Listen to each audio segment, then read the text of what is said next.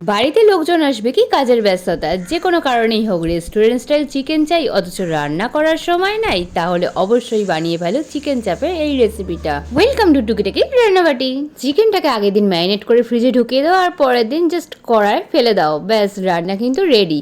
Marinate করার জন্য 2 cup টক দইয়ের মধ্যে কাজু পোস্ত চালমগজ বাটার পেস্ট, পেঁয়াজ আর কাঁচা লঙ্কার পেস্ট, একটা পেঁয়াজ দিয়েছি আর 2 কাপ টক দই দিয়েছি। আর এদিকে কিছু মশলা নিয়ে নিলাম, সেটা হচ্ছে রোস্টেড বেসন, গুঁড়ো দুধ, নুন, সামান্য চিনি টেস্টটাকে ব্যালেন্স করার জন্য, তাতে কাশ্মীরি লঙ্কার গুঁড়ো, নর্মাল লঙ্কার গুঁড়ো আর বিরিয়ানি মশলা কিন্তু 1 চামচ মতো নিয়েছি। পরিমাণ চিকেন নিয়েছি, তাতে 2 ঢাকনা করে কেওড়া জল আর গোলাপ জল দিয়েছি আর 2 ফোঁটা আতর দিয়েছি আর সাথে দিলাম ঘি 1 চামচ মতো আর 2 চামচ আদা রসুনের পেস্ট। আমি 500 গ্রাম মতো চিকেন নিয়েছিলাম। তোমরা যে পরিমাণ চিকেন করবে তার মধ্যে কিন্তু পরিমাণগুলো কম বেশি করে নেবে, কারণ এই রান্নায় পরিমাণের ওপর টেস্টটা ভীষণভাবে ডিপেন্ড করে। যদি ওভারনাইট ম্যারিনেট করা সম্ভব না হয়, মোটামুটি 3-4 ঘন্টা অন্তত ম্যারিনেট করে রাখার চেষ্টা করো। আগের দিন রাত্রে ফ্রিজে ম্যারিনেট করে রেখেছিলাম চিকেনটা, সেটাই সকালবেলা বার করে নিলাম। বার করে ঘন্টা খানিক নর্মাল টেম্পারেচারে রেখে দিয়েছি। কড়াতে পরিমাণ মতো তেল নিয়েছি আর তার উপর দিয়ে দিয়েছি 1 চামচ মতো ঘি।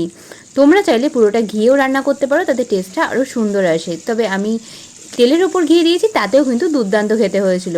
এইভাবে এক সাইড করে চিকেনটা এপিটোপিট করে ভেজে নেব। তাড়াতাড়ি সেদ্ধ হয়ে যাওয়ার জন্য আমি কিন্তু চিকেনটাকে একটু চাপা দিয়েই ভেজে করেছি। তোমরাও এইভাবে করে দেখবে, খুব তাড়াতাড়ি রান্নাটা হয়ে যাবে। আর তারপর চিকেনটাকে তুলে রেখে বাকি যে গ্রেভিটা ছিল সেই গ্রেভিটা তেলের ওপর দিয়ে ভালো করে এইভাবে কষিয়ে যেতে হবে। যেহেতু অনেকটা পরিমাণ টক দই আছে, তাই টক দই থেকেই কিন্তু জল ছাড়ে। যদি তোমাদের মনে হয় জল দরকার, গ্রেভিটা শুকিয়ে গেছে, তাহলে পরিমাণ মতো সামান্য জল দিতেও পারো। মশলাটা খুব ভালোভাবে কষে গেলে আগে থেকে ভেজে রাখা চিকেনটা মশলার মধ্যে দিয়ে চাপা দিয়ে দেবো, যাতে চিকেনের মধ্যে মশলার ফ্লেভারটা খুব ভালো করে ঢুকে যায়। আর তারপরে 5-7 মিনিট পর চাপা খুলে ওপর দিয়ে বিরিয়ানি মশলা আর ঘি ছড়িয়ে নামিয়ে নেব। বলছি শোনো, রেস্টুরেন্টকেও হার মানাবে। টাটা।